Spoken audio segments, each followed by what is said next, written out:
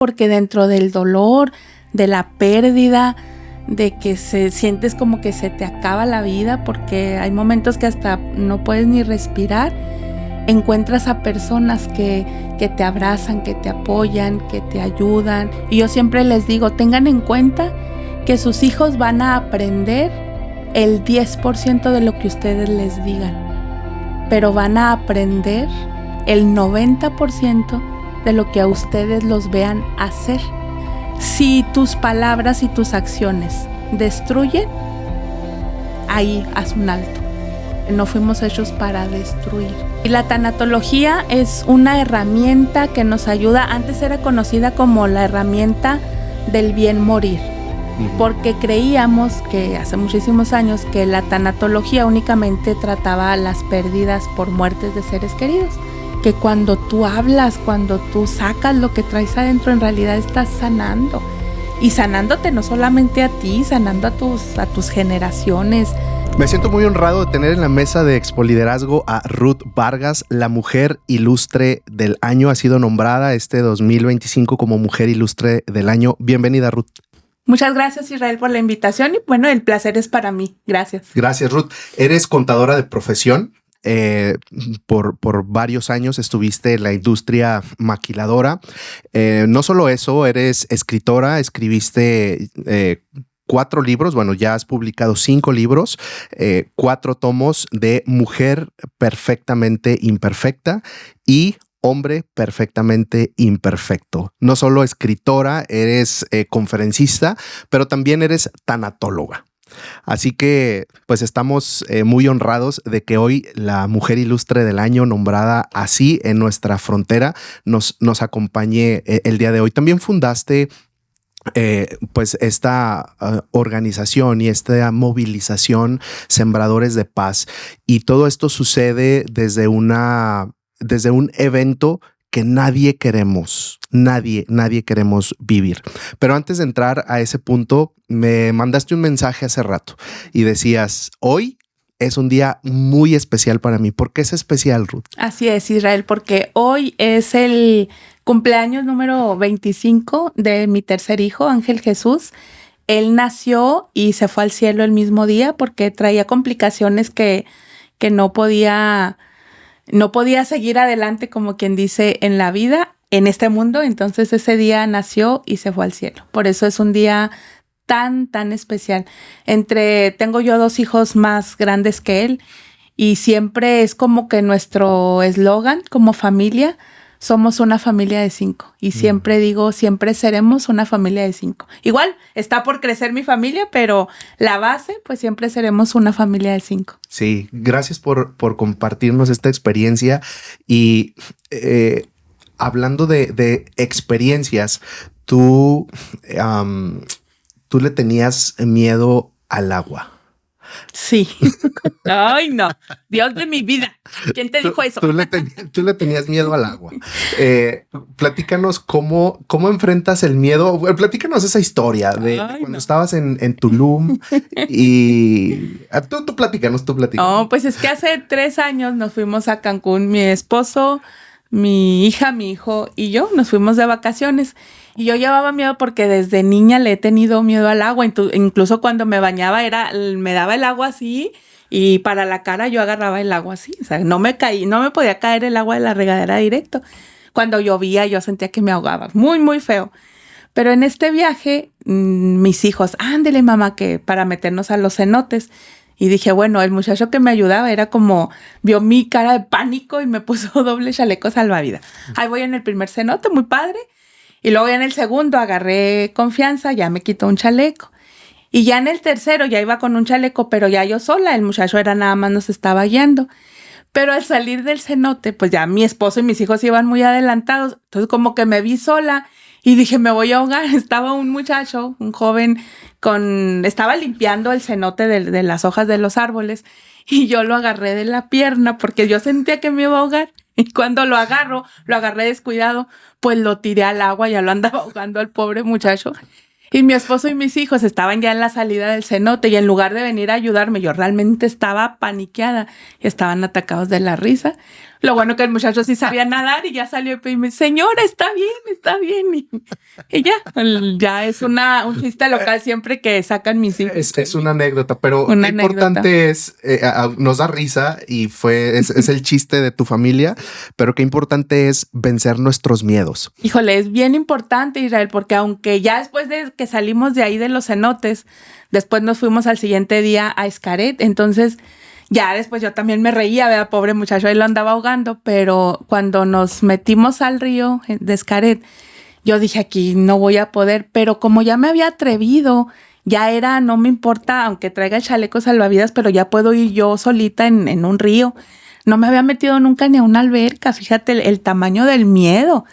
Y en ese momento tenía 40 y muchos años, entonces toda una vida.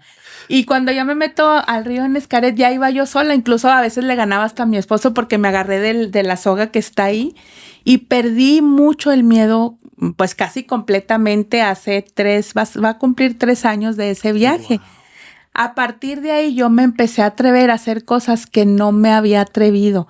Por lo que dices, Israel, la importancia de enfrentar tus miedos y vencerlos. Y justo ahorita tengo una semana con clases personalizadas de natación. Wow. Y yo no puedo creer que ya tengo ahí a mi coach de la mano, pero también tiene 2 salvavidas él por si lo jala, ¿verdad?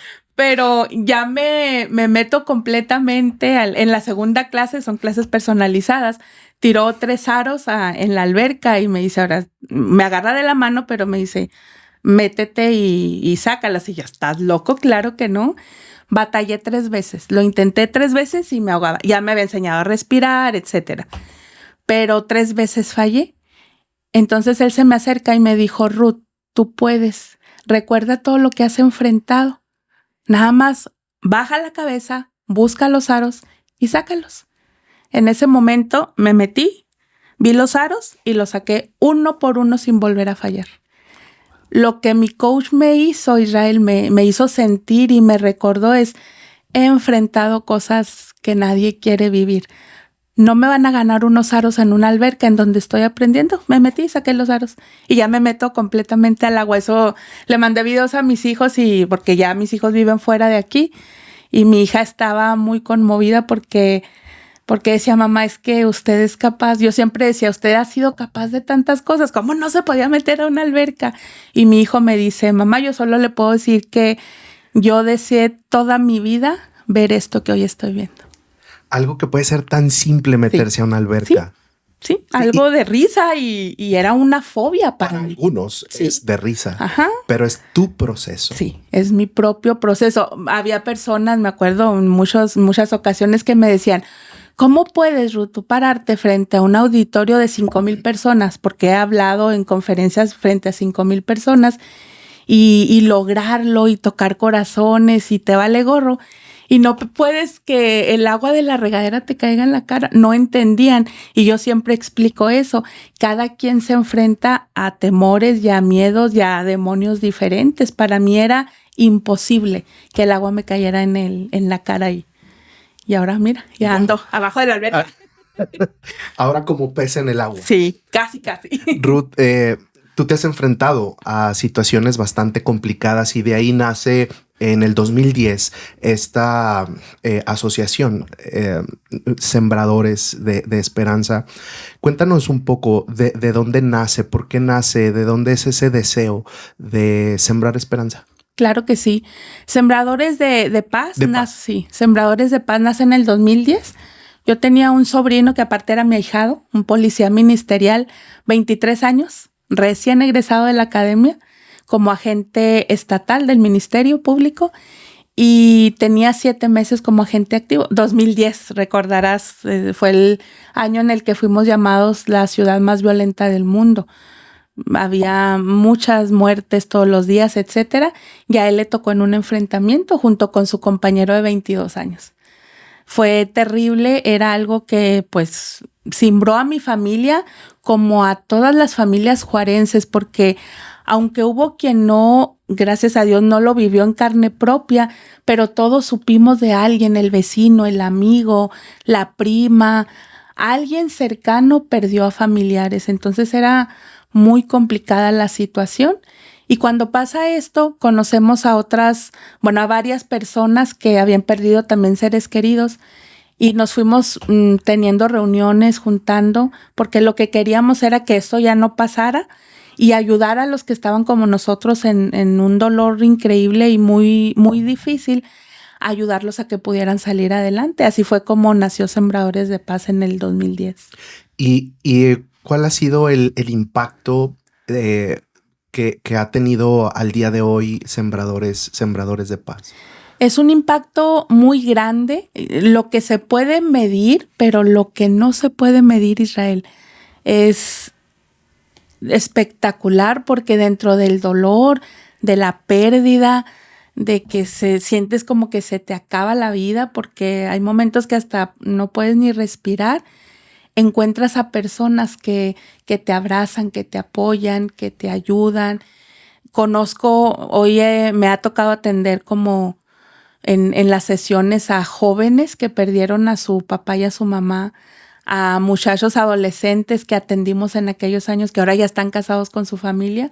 Un día en un centro comercial me encontré a un muchacho de 25 años yo lo conocí cuando tenía 14 y iba con su esposa y sus 2 niñas, ya después me dijo, pero yo no lo conocí, la verdad, sino que él se acerca y me dice, ¿usted es Ruth, verdad? Sí, y pues sí, a veces así la gente que la vi aquí o la vi allá. Y ya me dice, soy Cristian. Tuvimos varios años un lugar en donde atendíamos a las personas y él estaba en situaciones de delincuencia muy, muy complicado. Entonces lo ayudamos a él en esos momentos y él pudo salir y me dijo muy orgulloso, mire Ruth, salí de ahí, ahora estoy casado, estudié una carrera técnica, trabajo en la maquiladora y tengo a mis 2 niñas. Y dijo, nunca me voy a olvidar de lo que Sembradores de Paz hizo por mí. Y era así como, yo estaba abrazándolo ahí en pleno centro comercial porque testimonios como esos tenemos muchos, gracias a Dios. Dentro de todo lo difícil, eso es al final lo que a uno le llena el alma. Yo digo, bueno, por mis sobrinos no puedo hacer ya nada porque ellos están ahorita en el cielo y en mis creencias pues a la derecha de Dios, pero por la gente que está aquí, ¿sí? Y desde ese día, Israel, cada cosa que yo hago, lo hago por amor a mí, a los que tengo conmigo, a mi familia, pero en honor a ellos.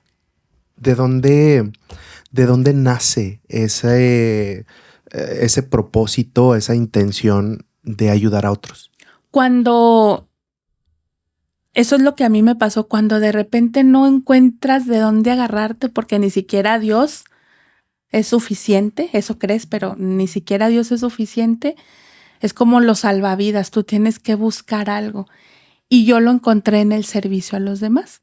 Cuando yo empezamos a reunirnos para formar esta asociación y que íbamos a las colonias en donde estaban las cosas muy difíciles y ahí era la necesidad y nos buscaban y nosotros íbamos a platicar con las personas, a ayudarlas, yo me sentía mejor. Y luego me sentía mejor. Y poco a poquito me sentía mejor. Entonces descubrí que cuando tú ayudas y cuando tú das, en realidad el más beneficiado eres tú. De ahí yo dije, siempre de una u otra manera me gustó servir y ayudar, pero a partir de ese momento lo experimenté en carne propia. Y sí lo haces por los demás, Israel, al principio, pero la verdad es que también lo haces por ti, porque te sientes mejor y porque dices, creo que aquí encontré mis salvavidas. Hay una ley que dice, es mejor dar que recibir, ¿verdad? Sí. Hay una ley que dice así, y esa ley la dijo Jesús. Y tú en tu discurso de cuando recibiste este alto honor por el municipio, dijiste, mis hijos, en lugar de estar jugando, me acompañaban. Y me acompañaban a ayudar a otras personas. Hoy en retrospectiva, ¿qué le dirías a tus hijos?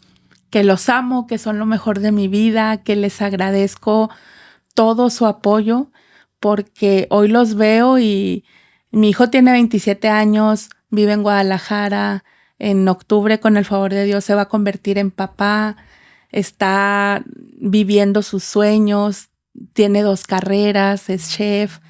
Mi hija está en Atlanta, es ingeniera biomédica, 29 años, ha viajado a donde ha querido. Es decir, yo veo el resultado de todo lo que ellos hicieron siendo unos niños, unos adolescentes. Entonces, que estoy muy orgullosa, que soy mamá cuervo y que siempre, siempre en cada momento les mando mi amor y mis bendiciones, cada segundo de mi vida. ¿Y qué le dices a papás que hoy tienen hijos? ¿Qué consejo le darías a los papás en esa educación de construir hijos resilientes, hijos que sirven, hijos que ayudan, hijos que pueden también enfrentar sus miedos? ¿Qué les dices? ¿Qué consejo le das hoy a papás que hoy se pueden sentir un poco fuera de ruta? Claro que sí, de hecho yo a veces atiendo a papás así, que se sienten así, Israel, y yo siempre les digo, tengan en cuenta que sus hijos van a aprender el 10% de lo que ustedes les digan, pero van a aprender el 90% de lo que a ustedes los vean hacer. Entonces cuiden más lo que hacen que lo que les dicen. Es mucho mejor si salen con ellos a caminar a que si están y ya les pagaron las clases extras, pero ustedes están en el celular. Y no los pelan, la verdad, no los voltean a ver o les dan todo lo que quieren porque ahora ya todo es los trauma y que las libertades y no sé qué tantas cosas, que no es que yo esté en contra, pero son tus hijos, son tu responsabilidad. Entonces, lo primero que les diría es cuiden lo que los vean hacer. El ejemplo. El ejemplo no es lo único, no es lo mejor, es lo único, lo que arrastra. Con el ejemplo no hay nada más que hacer porque el ejemplo es el que enseña. Pero a veces nada más decimos, deja el celular, ya estás en redes sociales, los castigamos quitándoles el celular y nosotros en el celular. Nos volvemos incongruentes. Exacto. Háblame un poco de la congruencia. La congruencia. Para mí la congruencia es que lo que piensas, lo que dices y lo que haces es lo mismo. Yo no puedo decir no uses redes sociales a mis hijos y yo me la paso en el celular. No puedo decirle no digas mentiras y entonces llega alguien a tocar y dile que no estoy. Porque el niño se queda, aparte que va a aprender lo que no quiero, se queda con la idea de que mentir es bien, de que no hay que decir lo que pensamos. O sea, son muchas cosas con las que se quedan nuestros hijos por nuestro ejemplo. Entonces, la congruencia tiene que ir alineado lo que piensas, lo que dices y lo que haces. Absolutamente. Y tú eres una mujer que pues se te ha reconocido por tu ayuda, por tu servicio a una comunidad y tú escribiste unos libros, hemos dicho el nombre, Mujer Perfectamente Imperfecta. ¿De dónde nace ese título? Pues es que yo atiendo y trabajo con muchas mujeres desde el 2010. Ya tengo 15 años trabajando con mujeres y somos muy perfeccionistas. Siempre estamos o nos sentimos que nos exige la sociedad, la pareja, etcétera. Tenemos que ser la mamá perfecta, la hija perfecta, la empleada perfecta. Y en realidad la perfección no existe. Es dentro de la imperfección, desde nuestra oscuridad, en donde encontramos lo mejor que tenemos. Es decir, yo lo que creo y lo que he visto a lo largo de estos 15 años sobre todo, es que somos luz y oscuridad. En este mundo, en esta tercera dimensión, no hay nadie completamente bueno y no hay nadie completamente malo. O sea, las personas que ahorita, por ejemplo, se dedican al mal, no nacieron así, se fueron naciendo. Entonces, para mí, no eres completamente luz y no eres completamente oscuridad. Eres luz y oscuridad. Y cuando tú eres capaz de unir, de entender, soy esto, soy la mujer ilustre de 2025, sí lo soy. Pero también soy la mujer que a veces se enoja y anda queriendo aventar platos. Sí, también lo soy. Entonces, uno esas dos partes de Ruth Vargas, cambio lo que no me gusta, me acepto y me amo como soy. De ahí salió Mujeres Perfectamente Imperfectas. Cuando yo entendí esto, Israel, y que me acepté tal cual, mi vida cambió, lo empecé a ver todo diferente. Dejé de exigirme, dejé de querer aparentar o envidiar o buscar parecerme a alguien, porque yo soy yo y no hay nadie como yo, ni mejor ni peor, no hay nadie como yo. Y transmitirle eso a las mujeres, me ha regalado 4 tomos, son antologías. Hay 60 historias en esos 4 libros de mujeres que hablan de sus vidas, que nos dicen, nos platican los retos a los que se han enfrentado, la manera en que han salido adelante, pero sobre todo abrieron su corazón, y esos libros han sido un éxito porque a mí me dicen en mensajes, en redes, Ruth, es que esas mujeres son como tú, como yo, son normales, son como mi mamá, como mi abuelita, como mi hermana, y tratan temas de todo tipo, temas que te dan risa, chistosos, temas muy fuertes. Hay historias que hablan de abuso sexual, historias de la sexualidad después de los 55, historias de éxito, mujeres empresarias exitosas, etcétera. Entonces son ricos en los temas, pero sobre todo que son reales. Absolutamente, son reales, y para eso estamos aquí en Expo Liderazgo, para contar hoy una historia real de Ruth Vargas, la mujer ilustre del año 2025. Regularmente estamos buscando cómo mejorar en distintas áreas de nuestra vida o cómo eficientar nuestras herramientas de trabajo, y encontré a la empresa de internet que estaba buscando, y es iCentral. Aquí en Ciudad Juárez pude encontrar 3 cosas que conecté completamente con iCentral. Número 1, cuando yo hablo, me atienden casi de manera inmediata. Número 2, la calidad del internet, la verdad es que a mí me ha funcionado muchísimo mejor que algunos otros que he probado. Y número 3, cuando me enteré que tiene un control parental, la verdad es que me dio mucha tranquilidad, porque yo puedo tener el control de lo que mis hijos están viendo y están consumiendo. Así que te dejo los paquetes y te dejo toda la información aquí en este QR. Estoy seguro que te va a encantar, tanto como a mí.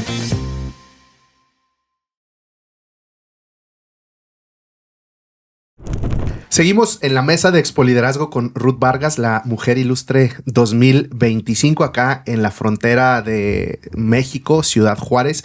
Y estamos hablando contigo, Ruth, respecto a... Dijiste algo muy interesante, que no todos somos luz y no todos somos oscuridad, ¿no? Pero decías, me acepto tal cual soy.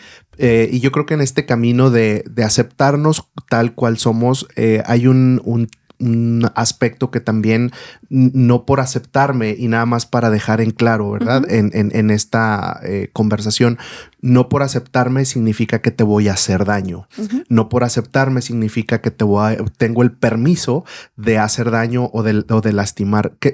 Háblanos un poquito más profundo de este proceso de aceptación para una construcción, al final de cuentas, de un carácter que va a beneficiar a los demás. No es una aceptación para decir así nací y acéptenme, y quien no, pues no estás diciendo eso. No, claro que no.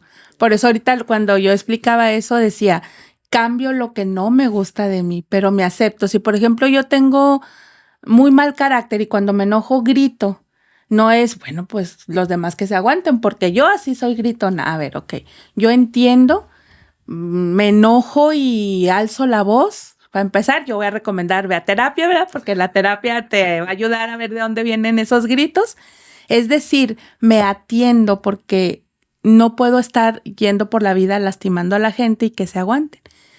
Pero al final de cuentas esa soy yo. No me gusto, ¿por qué? Porque lastimo a mis hijos o porque lastimo a mi esposo o porque falto al respeto cuando grito. Me atiendo a mí, me volteo a ver a mí. Y entonces, en mi caso, yo siempre recomiendo, voy a terapia, encuentro esa parte de mí que me hizo ser así. Y eso no es que me quite el carácter fuerte, porque ese carácter fuerte me ha llevado a donde estoy, sino entonces empiezo a entender de dónde viene eso y empiezo a hacer los cambios necesarios.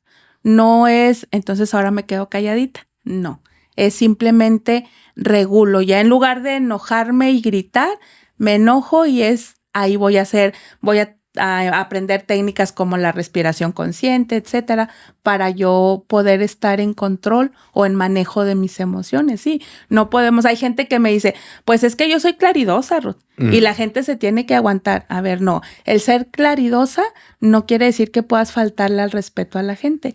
Y yo cuando doy mis acompañamientos siempre les digo, ¿cuál puede ser un termómetro que decir, bueno, hasta dónde sí y hasta dónde no? Si tus palabras y tus acciones destruyen, ahí haz un alto, porque no fuimos hechos para destruir. Si tus palabras y acciones construyen, porque un grito puede construir, pero un grito desde el respeto, o tú vas atravesando la calle, yo no voy a decir, ay, Israel. O sea, te voy a pegar un grito de Israel para que no te atropellen. Me explico, no es el grito, sino es desde dónde viene lo que yo estoy haciendo. Absolutamente. Gracias por esa aclaración, para no dejar como el afuera, ¿no? Sí, claro. Esto. Y Ruth, tú eres tanatóloga. Sí. Y al final del día, tú como tanatóloga, pues atiendes distintos casos en una ciudad como la nuestra.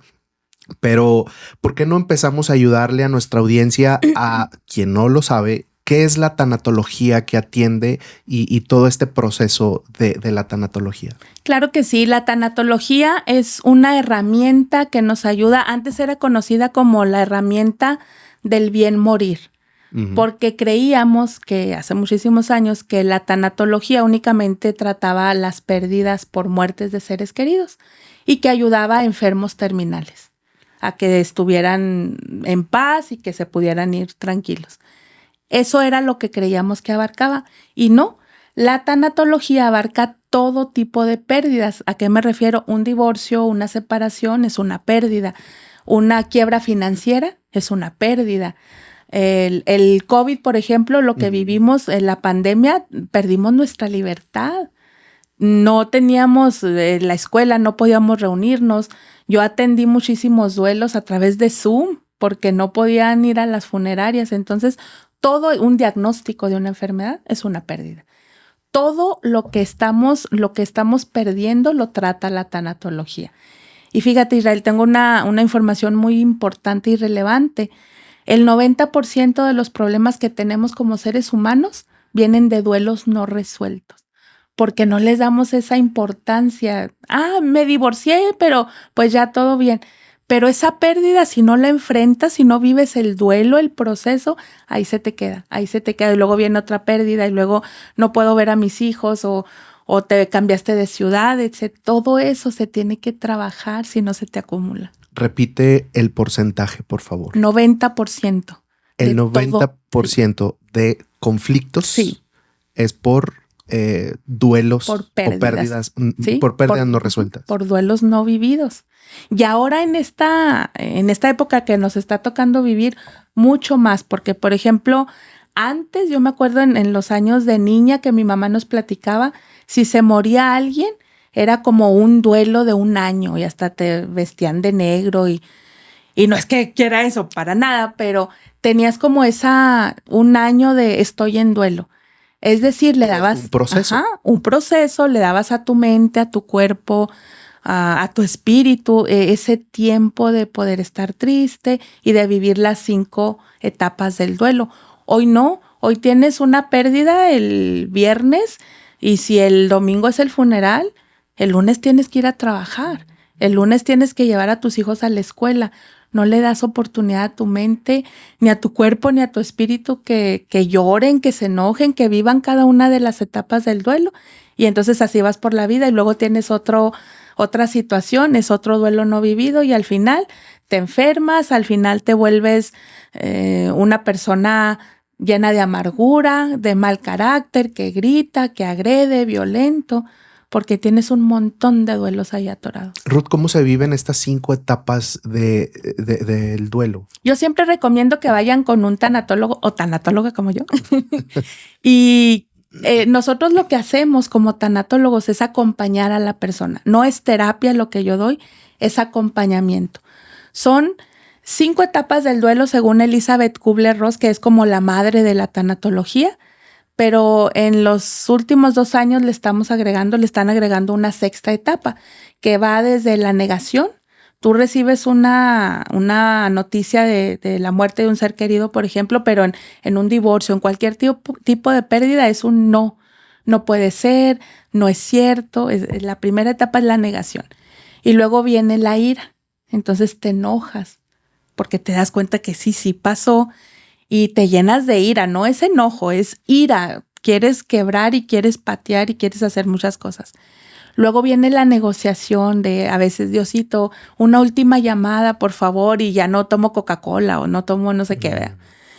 Y luego cuando ves que tampoco resulta, viene la cuarta etapa, que es la depresión, la cual es normal, porque a veces es como, no, ya no llores. No, claro que tienen que llorar cuando están alguien en una pérdida. Y luego viene la quinta etapa, que es la aceptación. En esta etapa, Israel, la gente le tiene miedo porque si acepto que mi ser querido falleció, ya es que lo voy a olvidar. No. El aceptar es que tu mente ya entendió, en el caso de alguien de un fallecimiento, que esa persona físicamente ya no va a estar. Y luego que la vas a ver a través de tus recuerdos, del amor, que va a estar contigo de otra manera. Y luego viene la sexta etapa, que es encontrarle de nuevo el sentido a tu vida.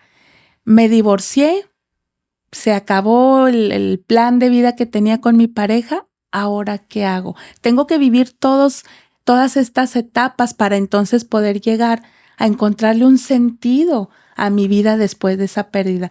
Cuando hacemos ese proceso, ni una muerte, ni un divorcio, ni ningún tipo de pérdida se va a quedar acumulada porque tú ya viviste ese proceso. Y luego mañana viene otra pérdida, vives ese proceso y es como un proceso de limpiarte también. No lo hacemos, entonces todas esas pérdidas se van acumulando. Y algo bien importante que siempre me preguntan, las etapas del duelo no es lineal. No es que ya vas en la cuarta etapa y ya la libraste. Tú puedes estar ya casi en la aceptación y de repente amaneces un día en la negación. Pero no, ¿por qué? No puede ser, es que porque a mí, otra vez, y es perfectamente normal. No hay un tiempo para el duelo, no es que ya en un año tengas que estar bien, o en 2 o en 6 meses, porque el duelo es individual. Incluso en un caso que fallece la mamá y tenía 5 hijos, esos 5 hijos están viviendo 5 duelos diferentes, porque tiene que ver la relación con la mamá, el tiempo que la veías, etcétera, etcétera. Pero es un duelo individual. Regularmente el tiempo más pesado en caso de muerte es 1 año porque es todas las fechas importantes, es la primera vez que pasas sin esa persona. En separación igual, si ya no vas a volver a ver a tu pareja, pues todo 1 año son las primeras veces en las fechas, pero no hay un tiempo límite de ya no llores, ya está bien, ya no. ¿Cómo hay cierta resistencia, vergüenza, ir de repente con un profesional a que nos atienda? A veces causa una resistencia. A lo mejor estoy hablando de del primer paso, que es la negación, ¿verdad? Pero ¿qué recomiendas a alguien que hoy está viviendo evidentemente un duelo y es que nos ciclamos en medio de nuestros duelos? A veces nos ciclamos. Ahorita, por ejemplo, en nuestra ciudad, hay miles de personas que están viviendo duelos, sí, no solamente por pérdidas de un familiar, de salud, pero también laborales. Y ese también es un duelo, y es un duelo donde no tengo los recursos para suplir las necesidades de mi familia, de mi casa, como antes vivía, hoy no puedo vivir. ¿Cómo rompemos esa barrera para dar el primer paso y decir, necesito ayuda? Claro que sí. Pues antes que otra cosa es darte cuenta que necesitas ayuda, porque hay veces, sobre todo en hombres, aunque quiero ser muy honesta aquí y decir que ahorita las personas que yo atiendo, diríamos que es un 60-40. Cada día más, ustedes como hombres, como caballeros, se están abriendo más también a este tipo de ayuda. Antes no era así, pero ahora sí, y eso me da mucho gusto. Entonces, lo primero que yo siempre les digo a las personas es darte cuenta, no me gusto cómo me veo, no me gusta cómo me siento, necesito buscar ayuda. O sea, si tú estás enfermo del estómago, pues tienes que ir con alguien, el experto, el médico experto en el estómago. Entonces, si estás pasando por un duelo, por una pérdida, la persona experta es la tanatóloga o el tanatólogo. Busca esa ayuda, porque cuando uno busca ayuda, Israel, y hace ese camino acompañado, es mucho más ligero. El que tú tengas un lugar seguro, alguien a quien preguntarle, alguien en quien confiar, Hay hombres, por ejemplo, que yo atiendo y había el caso de un chico que había perdido su trabajo y no quería decirle a su esposa, pero se le acabaron los ahorros y ya no tenía dinero. Y ese muchacho era joven y estaba a punto de explotar porque ya no sabía qué hacer. Y yo siempre le dije, tienes que hablar con tu esposa porque es una situación que juntos pueden resolver. Al final del día hablaron, la esposa, o sea, era un matrimonio muy bonito y él era tan responsable que no quería como es que yo soy el proveedor. Platicaron y tuvo un final feliz porque ella lo apoyó en todo momento y se metió a trabajar. Él duró 1 año sin encontrar trabajo. Pero lo que yo le decía, hombres y mujer tenemos roles diferentes, pero nos podemos acoplar. Háblanos de esos roles. Háblanos de esos roles como matrimonio. Uh-huh. Yo lo que siempre comparto, porque es lo que yo he vivido y lo que en estos 15 años de experiencia me ha tocado ver, es que el hombre es la cabeza. Y eso a veces hay gente que me dice, o sea, el hombre es la cabeza, está arriba, y la mujer el corazón, entonces está abajo. Y yo les digo, no, si alguien está enfermo, puede tener muerte cerebral y sigue viviendo. Si el corazón se detiene, la persona muere. Entonces no es una guerra de quién es más importante, el corazón o la mente. Pero nosotros como mujeres, al ser el corazón, o sea, ¿qué hace el corazón? Bombea la sangre a todos lados. Y no estoy dándole la responsabilidad solo a la mujer, sino cuando una mujer, yo lo vivo todos los días, cuando entiendo que esa es, más allá de mi responsabilidad, ese es el rol que tengo y mi esposo cumple su rol, nos complementamos. Pero eso no quiere decir que mi esposo no haga comida o que a veces no lave la ropa o que si en este caso que les platiqué, ese año el muchacho cuidó a sus niñas y él seguía buscando trabajo, pero no encontraba. Entonces él se dedicó a sus niñas, a la casa y la muchacha salió a trabajar. Eso no tiene nada de malo, ese es el ser equipo. Pero una vez que entendemos estos roles, Israel, para mí es como que te quitas de muchas cosas que te atoran ahí en la mente. Estigmas, prejuicios. Todo eso. Incluso el feminismo. Alguien me dijo, porque yo siempre digo que yo soy una mujer feminista. Y alguien me dijo, es que no digas eso porque cuando los hombres te escuchen, ya nos tienen como ariscos y vamos a decir, ay, no, otra feminista igual, ¿verdad? Pero siempre digo, el feminismo se ha malentendido. Para mí el feminismo no es que yo soy más que tú. Y entonces los hombres son los culpables y las feministas vamos a ir contra ellos. No, eso es otra cosa. El feminismo es yo defiendo los derechos de las mujeres, pero yo defiendo los derechos de los hombres. Porque hay mujeres muy buenas, pero hay mujeres que han cometido errores muy, muy graves. Y hay hombres muy tremendos que han sido violentos, etcétera. Pero hay hombres muy buenos y yo tengo, gracias a Dios, mi hijo y mi esposo son un ejemplo de esos buenos hombres. Por eso saqué el libro, la edición especial de Hombres Perfectamente Imperfectos, precisamente para dar ese mensaje, o sea, no soy más. Para mí, hombre y mujer tenemos el mismo valor, nadie vale más que el otro, pero somos completamente diferentes. Fíjate, por ejemplo, hablando en las emociones, nosotras somos 80% emoción y 20% razón. Y ustedes son al revés, 80% razón y 20% emoción. Pero entonces nos complementamos. Pero ¿qué pasa, Israel? Que yo quiero que pienses como yo, que sientas como yo. Ay, y luego ahí estamos quejándonos porque eso no sucede, no va a pasar. Pero biológicamente no va a pasar. Exactamente, no puedes. Pero también los hombres, a veces, yo que atiendo a hombres también y me dicen, no, es que mi esposa, esto y esto. Y yo le digo, a ver, ella no va a pensar como usted jamás en la vida. Y les pongo el ejemplo, les dibujo un 6 y le enseño cuando doy acompañamientos en parejas y les digo, ¿qué número ves aquí? El 6 y tú el 9. ¿Quién está equivocado? ¿Quién está en lo cierto? Los dos. Tú estás viendo el 6, ella está viendo el 9. ¿Quién está equivocado? Los dos. ¿Me explico? Entonces, cuando tú entiendes eso, dices, hacia ahora sí que bingo, encontramos Yo he atendido a tantas parejas que cuando solamente entienden eso, los problemas se arreglan, porque ya lo demás es nomás ponerse de acuerdo. Es que yo creo que nos han hecho creer o nosotros mismos bueno, no nosotros, pero cierto sector de la sociedad ha creído esa guerra de sexos y realmente las diferencias, yo soy un fiel creyente que las diferencias no te separan. No. Las diferencias te unen y te hacen más fuerte porque tu debilidad puede ser, yo soy fuerte en tu debilidad y nos complementamos, somos equipo, nos fortalecemos y es puede ser una guerra de sexos o puede ser una guerra de egos. Sí. Y creo que la vida es tan corta como para meternos en una guerra de sexos, de egos o una lucha de poder que no nos va a llevar a un buen final. No, vamos a perder todos en esa guerra de egos.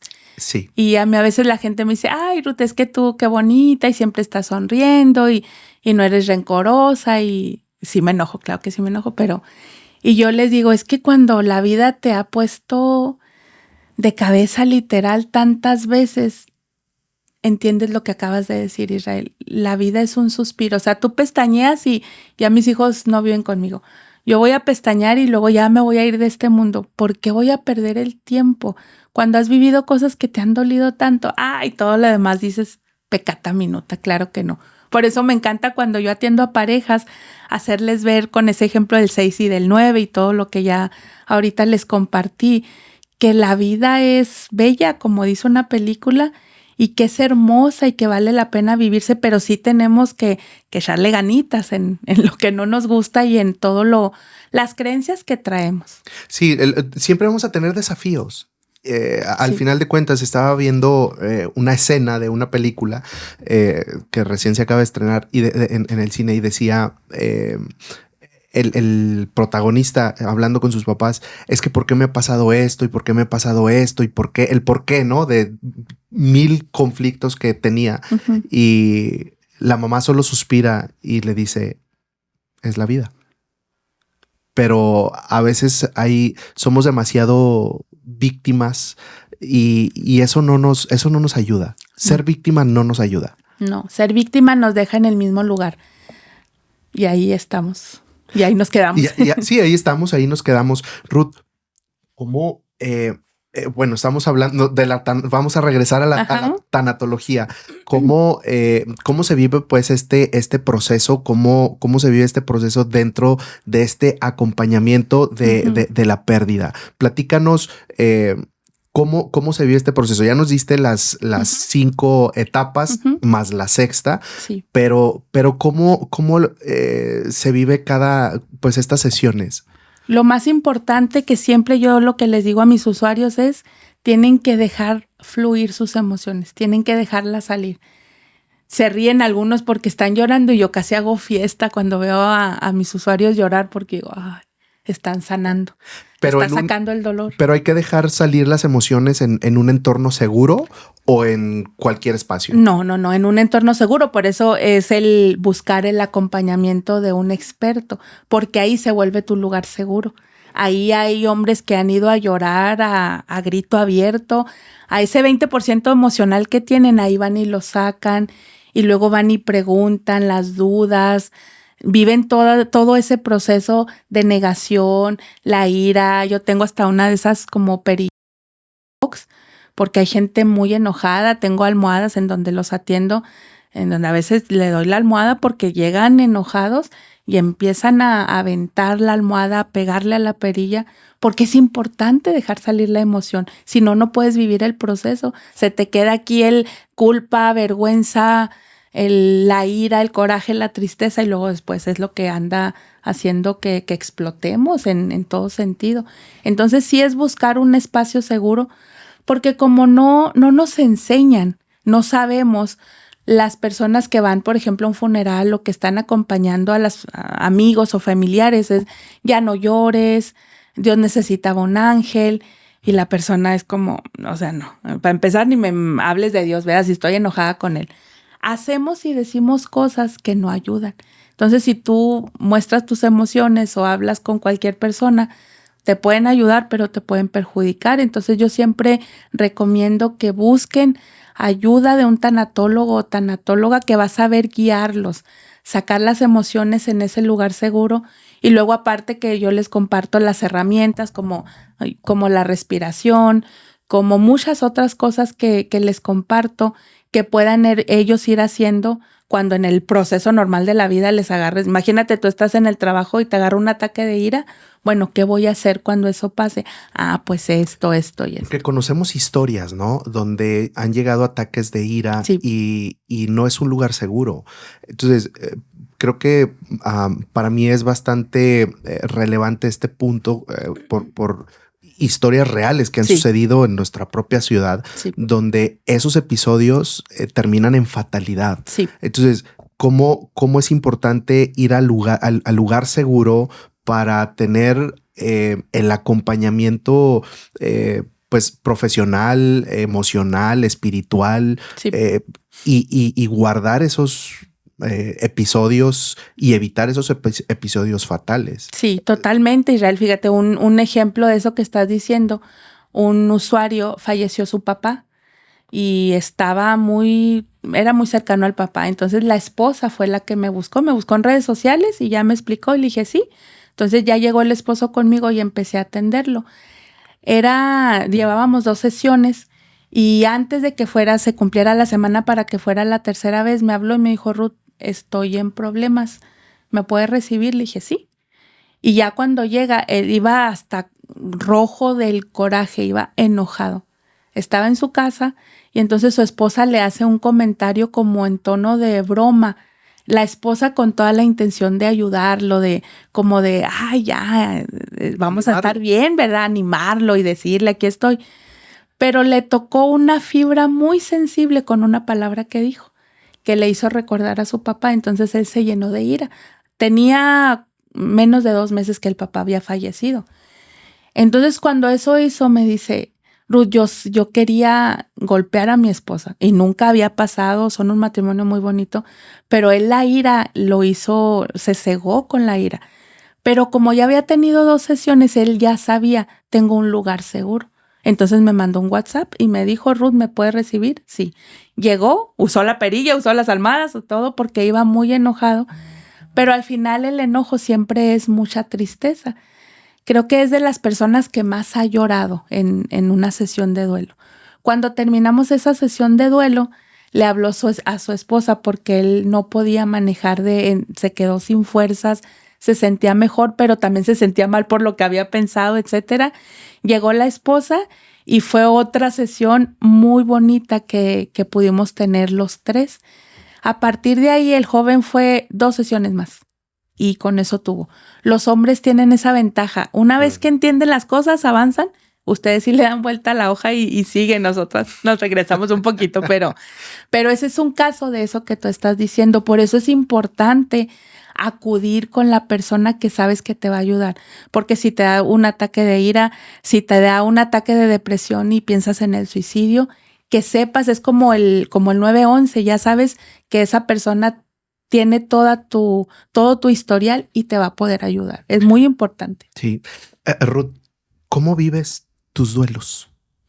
¿Cómo vivo mis duelos? Tengo 2 terapeutas muy buenos y no es fácil a veces porque uno mismo, te digo, y más como mujeres te voy a dar un ejemplo. Me encanta contar historias porque así es como se ejemplifica mejor. Yo tuve un accidente, me caí de unas escaleras en agosto de 2023 y pues duré sin caminar 3 meses y luego silla de ruedas y luego andador y luego muletas, bastón y luego ya sola porque me rompí el tobillo izquierdo en 7 partes. Uf. Tuvieron que hacerme cirugía. Traigo una placa en tibia y peroné gigante, 10 tornillos y un clavo. Ahí ya traigo ahí toda una ferretería en mi pie. Y cuando eso pasa, fue agosto, septiembre, octubre, noviembre. Yo que soy un torbellino y que ando siempre en 1000 cosas y de repente ahí sin poderme mover en la casa. Y luego perdí muchas cosas, tenía proyectos de talleres en Estados Unidos ya contratados, pues no se hicieron. Muchísimas cosas perdí. Y yo era como, pero no, pues no pasa nada y no pasa nada. En diciembre colapsé y dije, a ver, Ruth, tú eres tanatóloga. No te puedes atender a ti misma, pero puedes entender lo que te está pasando. Y me permití llorar, Israel. Y fue como muy complicado porque cuando te atiendes a ti es diferente. O cuando te das cuenta de la que está viviendo el duelo ahora eres tú. Y luego yo decía, acuérdate todo lo que les dices a tus pacientes y repítetelo. Predícate a ti misma. Predícate a ti misma. Y luego me empecé a sentir mal porque, o sea, yo decía, yo todo esto les digo a la gente que viene y confía en mí, ¿cómo yo voy a estar así? Hasta que sí me di el permiso y duré otros 3 meses sin atender a nadie. Vi series en la tele que nunca había tenido el tiempo, etcétera. Entonces me empecé tengo mi terapeuta, pero sí empecé a vivir los duelos. Todo lo que yo siempre recomiendo, a vivirlo, a interiorizarme, a reflexionar, a entender que no era más fuerte porque me caí, sino que esa caída me recordó cuán fuerte soy. Y entonces viene como ese segundo aire en una carrera de decir, voy con todo a mis sueños y ahora con menos miedos, con retos, por supuesto, los retos van a ser hasta el día que me muera, pero de una manera diferente. Despertó o descubrí más bien a esa Ruth que siempre había estado ahí, pero que sí se escondía un poquito de cierta manera en, ay, es que ayudo y es que digo y es que hablo. Pues ahora sí me tocó enfrentar mis propios duelos. Así es, estamos en Alternativa FM platicando con Ruth Vargas, la nombrada Mujer Ilustre 2025 acá en Ciudad Juárez. Vamos a un breve corte comercial y regresamos. La honradez y la justicia siempre triunfan. Por eso, si buscas calidad, seguridad y confianza en el mantenimiento de tu vehículo, Taller Mecánico Calimán es tu mejor opción. Más de 30 años de experiencia los respaldan y están listos para atenderte con mecánicos certificados. Así que, si tu auto necesita mantenimiento, manejas una flotilla o tienes una empresa, debes comunicarte hoy mismo al contacto que aparece aquí en pantalla. Deja tu vehículo en las mejores manos. Taller Mecánico Calimán. Seguimos en Alternativa FM 100.3, seguimos aquí con Ruth Vargas y si tú quieres revivir todas estas historias de expoliderazgo, te invito a que vayas a Expoliderazgo en YouTube, Expoliderazgo con Israel García, y ahí puedes revivir esta y todas las demás historias. Y pues gracias por tus likes, por tus comentarios, por suscribirte a la página, a nuestro canal, y es la forma en que nosotros también podemos seguir compartiendo estas historias de vida como la tuya, Ruth. Y pues se nos acaba el tiempo, estamos en la recta final y bueno, este camino de Ruth Vargas inició en el 2010, desde antes, sí, pero para llegar a este momento y a esta etapa de tu vida inició esto en el 2010 y aquella primera reunión que tuviste en una colonia donde había conflictos fuertes, donde había personas en plenos duelos, pues no lo hiciste para decir un día voy a ser galardonada. No. Mientras recibías o mientras caminabas y estabas recibiendo palabras que exaltan el trabajo, mientras otros podían estar viendo éxito, ¿qué pasaba por tu mente? Fue algo muy, muy bonito, pero muy fuerte, Israel, porque cuando ya la ceremonia termina y que nos piden que vayamos ahí donde está la placa con mi nombre, iba caminando, iba muy emocionada, mi corazón iba al 1000 por hora, yo creo. Pero cuando llegamos, porque la placa estaba cubierta y cuando quitamos la tela que la estaba cubriendo, y lo primero que se me vino a la mente es, tengo una placa con mi nombre y estoy viva. Fue muy fuerte porque fue pensar en mis sobrinos, en que ellos tienen en su epitafio palabras hermosas de todo su trabajo que hicieron como policías, pero ellos no están aquí. Y entonces yo volteaba a ver la placa y era como muchos sentimientos encontrados. Me sentía muy feliz, muy orgullosa. Es un reconocimiento muy especial. Yo decía ahí en mi discurso, es como alimento al ego un poco, claro que sí, y es bonito, pero un alimento al alma, al corazón, al espíritu. Pero tú ahorita lo decías, se ven los logros y los éxitos y mi sonrisa, pero detrás de eso ha sido un camino un origen de mucho dolor. Entonces eran sentimientos encontrados, pero en ese momento dije, gracias porque aquí estoy viendo esto que yo lo estoy viendo una placa con mi nombre, porque han sido 15 años de trabajo. 15 años, sí. Donde has visto de cerca el dolor, sí. Donde has visto de cerca sanidad. También. Y donde has visto de cerca muchas historias de vida y le has dado voz a hombres y mujeres por igual. Así es. Yo siempre estudié contabilidad, pero siempre la comunicación fue lo mío. Pero en aquellos momentos, pues nos íbamos el grupo de amigas completo y pues nos fuimos a estudiar contabilidad al TEC. Pero siempre dentro de mí era el hablar, el darle voz. Era la comandante de la escolta en la primaria, en la secundaria, la presidenta de la sociedad de alumnos, siempre andaba discutiendo con los profes si hacían injusticias. Siempre fui así. La palabra, la comunicación era lo mío. Y ahora es darles esa voz, recordarles a hombres y a mujeres que cuando tú hablas, cuando tú sacas lo que traes adentro, en realidad estás sanando. Y sanándote no solamente a ti, sanando a tus generaciones. Estás dejando un mundo diferente del como lo dejaste, como lo recibiste, perdón. Entonces, cuando todo eso se suma, es como, por eso eran sentimientos encontrados tan complicados, pero tan bonitos y agradecida sobre todo. Ruth, ¿qué le dices a un hombre, mujer, joven que hoy está escuchando, tal vez va en su carro, tal vez está en un momento de depresión, de desolación, que no encuentra esperanza, que tiene sueños, pero que están reprimidos por la razón que sea? ¿Qué le dices hoy? ¿Qué mensaje le dejas a una persona que está así?